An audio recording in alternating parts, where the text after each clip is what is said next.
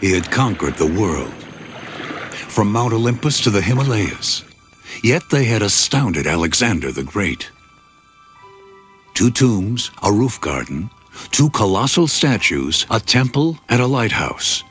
To Alexander, despite his raft of victories, they were the wonders of the world, of his world, the ancient world.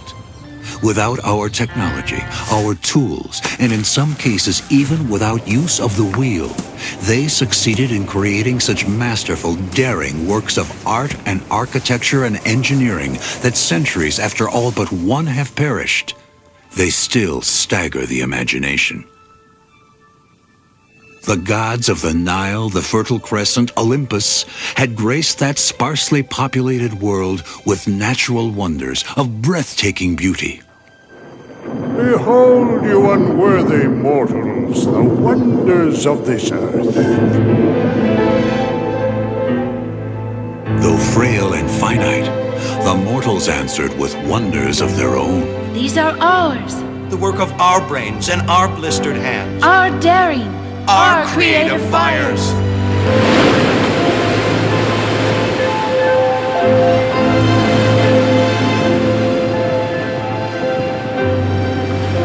2,000 years ago, Philo of Byzantium compiled this list of marvels of the ancient world. There are 7 entries, but why were those wonders fixed at 7? To the ancients, 7 was a sacred number. To them, there were 7 planets in our solar system. There are 400 references to 7 in the Bible. A Jewish ritual candle holder, a menorah, has 7 branches.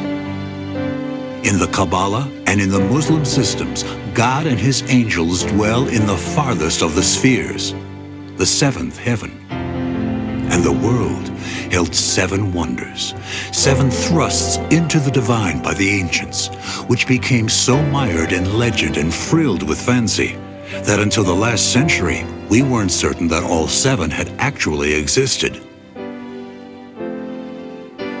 We know now that in fact all had stood. Egypt's Great Pyramid, Babylon's legendary Hanging Gardens, the statue of Zeus at Olympus. In Ephesus, the Temple of Artemis. At Halicarnassus, the tomb of Mausolus, the fabled Colossus of Rhodes. And at Alexandria, the world's most famous lighthouse. Discovering them anew is an odyssey that the great Alexander himself might have embarked upon.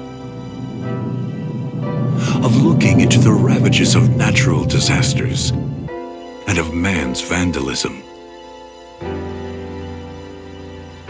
Of seeking in alluvial mud and the rubble of ruins the glories that had once towered overhead.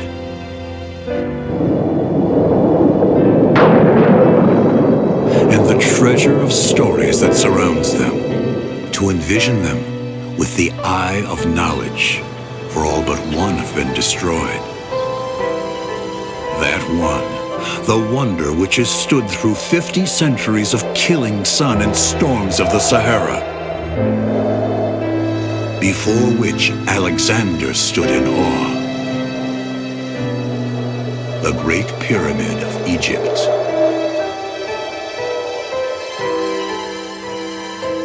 In seeking this first wonder, one must venture to the southern rim of the Mediterranean world, to the pharaonic kingdom of Egypt, and brave a danger more terrifying than any which confronted Ulysses on his perilous odyssey. Cairo traffic and Cairo energy charging from this urban gateway to Egypt. Its myriad minarets bristling in the shadows of skyscrapers. A colossal market town where Africa, Asia, and Europe meet, talking, mingling, bargaining, jostling, hustling, and hawking. The river that runs through this city is its heart, its lungs, its lease on life, the Nile, from whose overflow sprang civilization as we know it. The deepest, most ancient cultural mud from which we grew, the Egypt of the pharaohs. The seeker braves the desert, the torrid sun, the blasts of wind-whipped sand, and suddenly, on the horizon, they appear as distant mountain peaks. With swelling emotion, the seeker draws closer and then stands overpowered, almost stupefied. The only remaining wonder of the ancient world stands in awe as the ancient Greek Herodotus stood in awe some 2,500 years ago, as Julius Caesar stood here in awe, as Napoleon stood in awe. These pyramids have been called the Mountains of Pharaoh and the Granaries of Joseph. Stargazers have called them the world's oldest astronomical observatories, tombs that tell time, huge sundials. What they are man's most enduring monuments to our longing for immortality. The four sides of the Great Pyramid of Cheops face exactly the 4 points of the compass. Built of 2 1/3 million limestone blocks weighing up to 2.5 tons apiece, its base covers 13 acres, and it rises to the height of a 42-story skyscraper. It took 100,000 workmen 30 years to finish the job. It took 10 years just to build the ramp up which the stones were moved into position. Laborers worked on the pyramids just 3 months of each year when the Nile's flooding brought farming to a standstill. Tools, the everyday tools of construction workers in pharaonic Egypt. Though 4,000 years old, they're still usable. In the slopes of Mogottum, one can see where the stones were quarried and then transported on sledges. Some of these sledges have been preserved, even the ropes they were pulled with. These sledges were sufficiently sturdy to haul a monument. This drawing is based on old Egyptian descriptions of how the stone blocks were raised.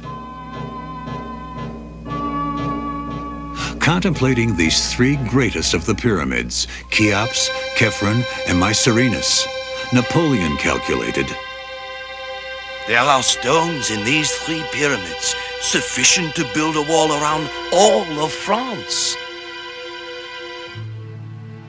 Careful scrutiny of the Great Pyramid reveals that there were no less than 3 changes of construction plans during its building. Whatever the changes, it has stood for 50 centuries, thrusting in its finitude toward a creature comfort eternity for the pharaoh Cheops. To ancient Egyptians, life's fulfillment was the journey into death. To enjoy an afterlife, 2 conditions, rigid and unchanging, need be met. The body must be intact, hence mummification. Secondly, the spiritual double of the deceased, called Ka, must be provided. In the sarcophagus, with the accoutrements of the living, food, furniture, stately objects. Cheops was hungry for immortality. The embalming process for a pharaoh such as he took 70 days. He was prepared for his voyage into the afterlife. An entrance has been cut into the north face, through an opening made by a greedy caliph in search of treasures inside. The air is stale. The gloomy corridors are so steep that visitors must nearly double over as they crouch their way upwards to the burial chamber. And there's always the danger of being locked in. It has happened. At last, the pharaoh's final resting place, a stone sarcophagus set into the floor of a chamber built of pink Aswan granite. The tomb is empty, the chamber stripped. Almost as imposing as Cheops is the pyramid of the pharaoh Khephren. At one time, these pyramids were completely faced with polished limestone that sparkled like glass. Some of this limestone casing still glistens at the top of Khephrens. For centuries now, local guides and hawkers have been hounding visitors with information and artifacts. They're inescapable.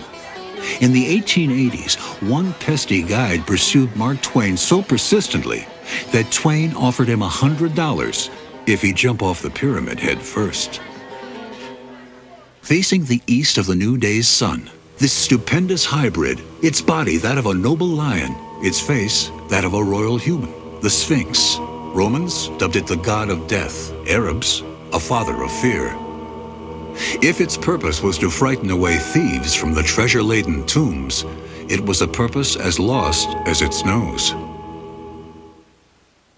Though the pyramids were the best-guarded tombs of all time, robbers with greater regard for the blessings of here and now than for those of the afterlife did succeed in breaking the seals and stripping the sepulchres of their riches, mummies and all. Tomb robbing went on for centuries, down to our own era. And some of the most blatant robbers were those who rifled the tombs for museums in Europe and America. In 1922, Howard Carter, an Englishman, and his patron Lord Carnarvon, broke through a sealed door to discover untouched, never before violated, the tomb of Tutankhamun.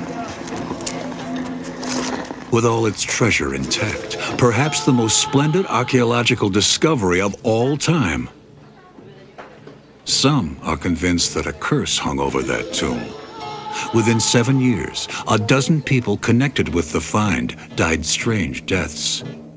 Only 5 months after the discovery, Lord Carnarvon was scratching a mosquito bite on his left cheek. Blood poisoning set in. Shortly thereafter, he died of infection in a Cairo hotel nearly 2 hours past midnight. Unaccountably, all the city lights went out. Doctors who examined Tutankhamun's mummy discovered a scab-like mark on the left cheek, on the spot corresponding to where Lord Carnarvon had been fatally bitten by the mosquito.